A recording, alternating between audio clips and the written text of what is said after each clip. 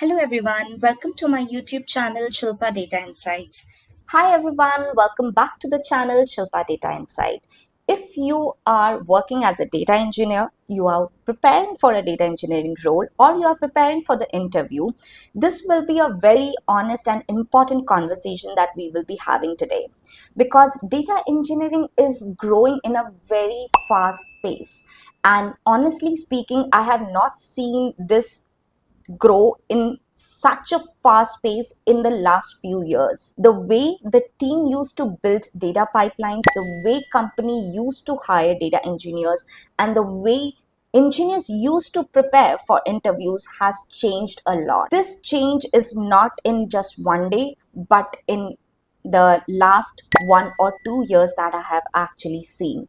So in this video, I want to share my honest take on what is changing in the data engineering right now, what skills you need to actually use, what mistakes I am seeing data engineers are making, and what fundamentals are still there. Because yes, many things are changing, but fundamentals, the core remains the same.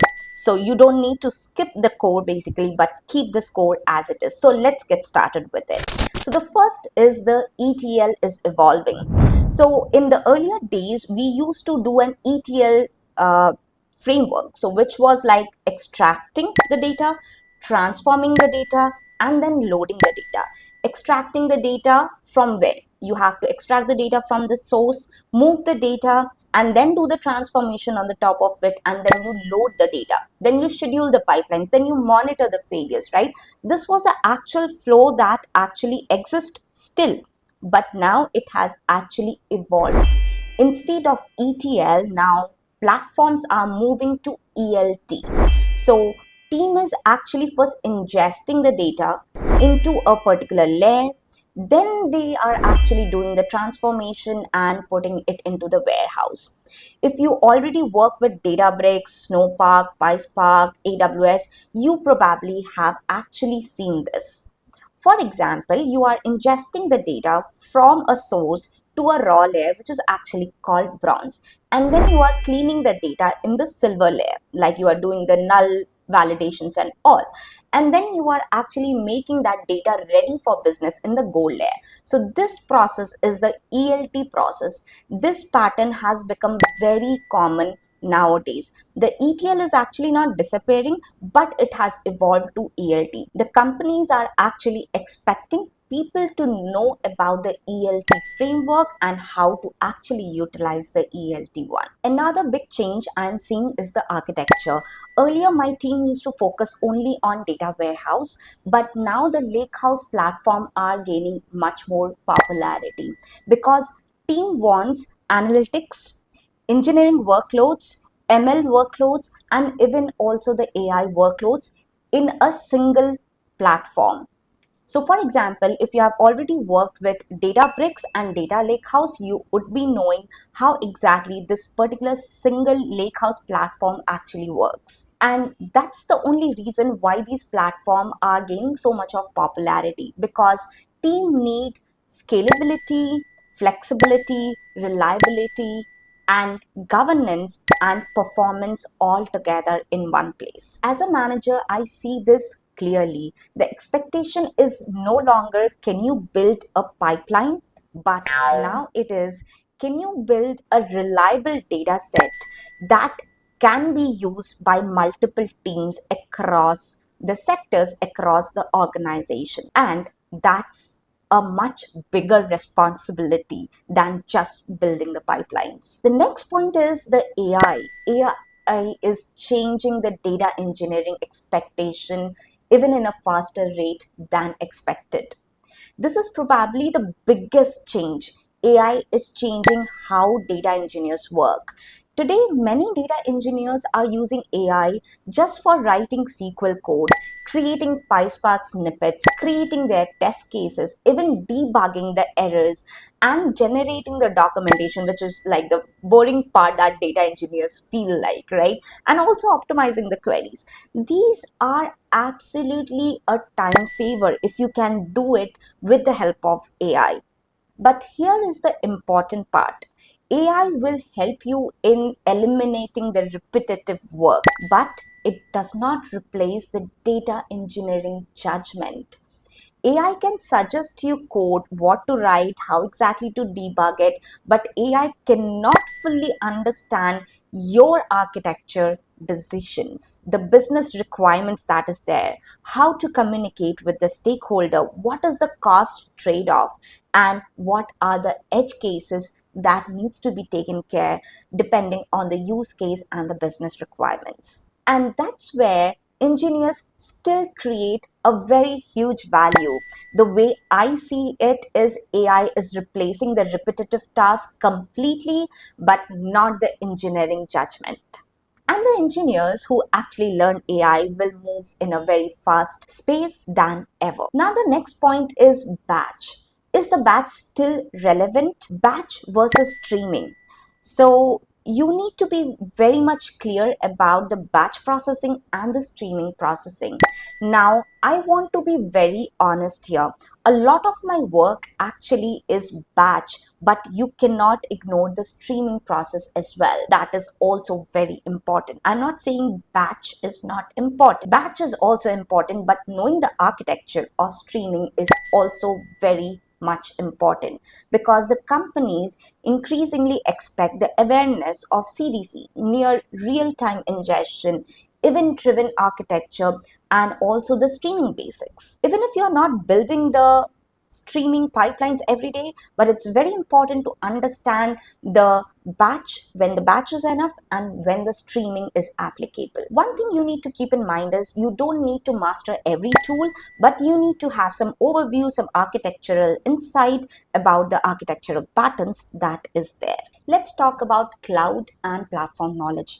This cloud and platform knowledge matters more than ever. Earlier, strong coding knowledge would have helped you in clearing the rounds, but now coding is not enough. Companies are expecting engineers to understand Databricks, the cloud like Azure, AWS, GCP, its orchestration, monitoring, how to design pipelines, how to do the permission, and also related to the cost. And honestly speaking, during the interviews, I genuinely feel a gap here. People know how to write SQL code, PySpark, which right now can be done by AI. But when asked, how will you deploy this code? How will you monitor the pipelines? How will you fix a bug? And how will you scale it up? They actually struggle. So that platform thinking matters a lot more right now than just doing some coding. Now let's talk about one major important thing here, which is cost optimization and governance. These are the core skills right now. This is something that no one teaches you, but this is very important, because at the end, cost actually matters for a company, right? And it actually matters a lot than you can think of. One insufficient or inefficient Spark design can cost you a lot. One bad partition, too much of compute can create huge cost. And governance also matters a lot, because team actually cares about the lineage, the ownership, the permission, the validation, data quality, and trust. If team does not trust the data, then your building your data pipeline has a very less value. So now data engineers are expected to think beyond just writing code and building the pipeline. They need to think about the reliability and trust of the data as well. The next very important point I want to discuss is related to the interviews, right?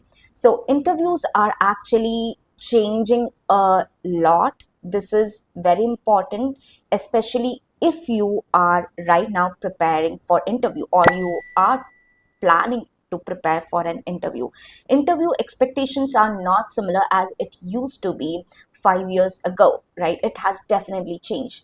Companies ask more about designing the end-to-end pipeline, optimizing the Spark jobs, debugging the failures, monitoring it, and also related to AI awareness, the business use cases. But earlier, it was just related to memorizing the syntax, writing the Python code, PySpark code, SQL code. But right now, this no longer matters. It matters how efficiently you can think like a data engineer and build reliable systems. And this is exactly what I focus while mentoring data engineers, because they no longer just want to write the PySpark code, because that can be done by AI just in a minute, but you really need to understand the overall picture and actually build your pipeline.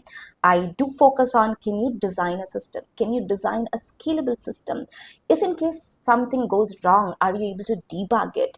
Are you able to give a solution if something breaks? This means a lot. So do prepare your interviews in this manner. There are so many mistakes that I have seen that data engineers are making in their career or while they are trying to transition into it. Let me share a very common ones. So number one, they are trying to learn all the technologies, new tools and technologies that are coming into market. Every 6 months there is something new, right? And that can be very overwhelming because it's very difficult to keep up the pace with so much of tools and technologies that's coming into in the market, right? So always keep your fundamentals strong, I would say. So number two is only doing tutorials. Watching the tutorials will not only help you, but real projects and building it up will actually give you the confidence. Number three, you are avoiding the cloud. If you are not learning cloud, you will be left behind. So make sure you learn the cloud as well. Number four, ignoring the AI tools. Now it's the era of AI. And if you are not learning with the help of AI, then you will be left behind. Number five is not improving the communication, because this is very important for senior engineers, because you are not just building the pipelines, but you are actually creating some impact by actually communicating with the stakeholders directly. You are helping the team to make the decision, and that's a huge difference, right? So make sure your communication is also up to the mark. Let's talk about what remains constant. We have talked about a lot about what is actually changing, but what exactly remains constant in this particular field? I only want to say something very clearly. The fundamentals still remains the same and they will continue to matter, like SQL, Python, Spark, data modeling, monitoring tools, and orchestration tools, the fundamentals of it, and understanding the data flow. These will never change right now in the coming years. So make sure your foundation is always strong. Do not jump from one tool to another, because in every 6 months you will find a new tool and the platform will evolve. And AI will keep it improving and also making it in a faster rate as well, right? But fundamentals will stay as it is. So my honest take as a data engineering person is, yes, data engineering is growing very, very fast. But this is actually a very exciting time because the opportunities are growing in this field, and engineers who have a very strong foundation in their fundamentals and they learn the modern technology will be at an upper edge than the rest of the data engineers. So I would love to hear from you what challenges or what you think has evolved in data engineering field in the last few years. Let me know in the comment section.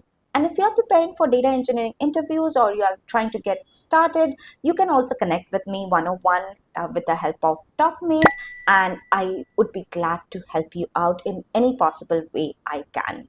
So if you have liked this video and have learned something, then do hit the like button, subscribe to the channel and share it with your friends as well. So till the next video, stay tuned, keep learning and keep growing. Thank you so much for watching, and I wish you have a good day.